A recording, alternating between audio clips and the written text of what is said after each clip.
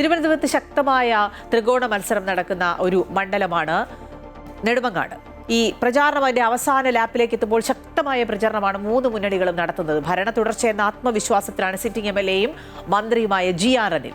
LDF മുന്നണി വിട്ട് UDF സ്ഥാനാർത്ഥിയായ Meenankal Kumar സർക്കാരിന്റെ ജനവിരുദ്ധ പ്രവർത്തനം ചൂണ്ടിക്കാട്ടിയാണ് വോട്ട് തേടുന്നത്. നിലവിലെ വികസന മുരടിപ്പാണ് NDA സ്ഥാനാർത്ഥി യുവരാജ് ഗോകുലിന്റെ പ്രചാരണ വിഷയം. എന്തായാലും നെടുമങ്ങാടേക്ക് നമുക്കൊന്ന് പോയി വരാം.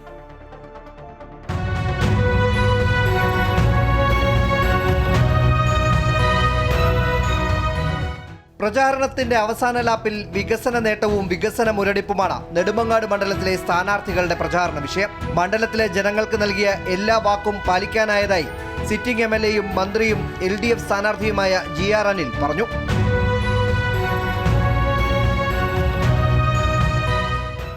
നെടുമങ്ങാട് മണ്ഡലത്തിൻ്റെ ഏറ്റവും വലിയ ഭൂരിപക്ഷം കഴിഞ്ഞ തവണ എൻ്റെ ഇലക്ഷനിലാണ്. 24,000-ഓളം വോട്ടാണ്. എന്നാൽ ഇത്തവണ ചരിത്ര ഭൂരിപക്ഷം നേടിക്കൊണ്ട് ജനങ്ങൾ എന്നെ തെരഞ്ഞെടുക്കുമെന്നുള്ള നല്ല ആത്മവിശ്വാസമാണ്. തെരഞ്ഞെടുപ്പ് സമയത്ത് പ്രഖ്യാപിച്ച എല്ലാ പദ്ധതികളും നടപ്പാക്കാൻ കഴിഞ്ഞു. അതുകൊണ്ട് ഒരു ആശങ്കയും എന്നെ സംബന്ധിച്ചില്ല, ജനങ്ങൾക്കുമില്ല.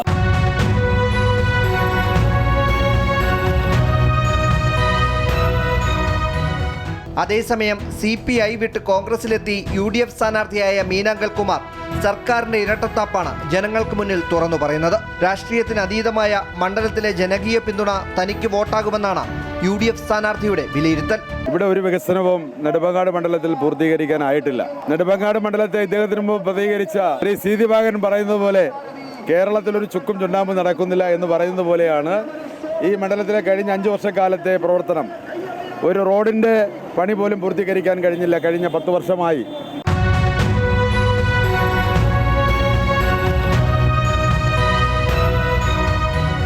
പത്ത് വർഷത്തെ വികസന മുരടിപ്പാണ് NDAയുടെ പ്രചാരണ ആയുധം. ജനകീയ പിന്തുണയേറുന്ന മണ്ഡലത്തിന്റെ സ്വഭാവമനുസരിച്ച് സമഗ്ര വികസന പദ്ധതികളാണ് വേണ്ടതെന്നും അതിന് നേതൃത്വം നൽകുമെന്നും BJP സ്ഥാനാർത്ഥി യുവരാജ് ഗോകുൽ വ്യക്തമാക്കി.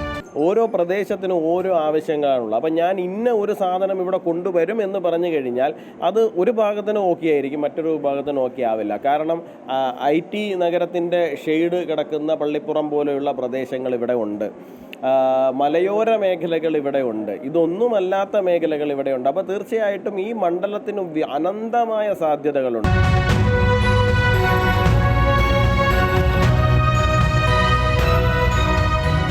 മണ്ഡലത്തിൽ അവസാനഘട്ട വാഹന പ്രചരണ യാത്രയാണ് മൂന്ന് മുന്നണി സ്ഥാനാർത്ഥികളും തുടരുന്നത്.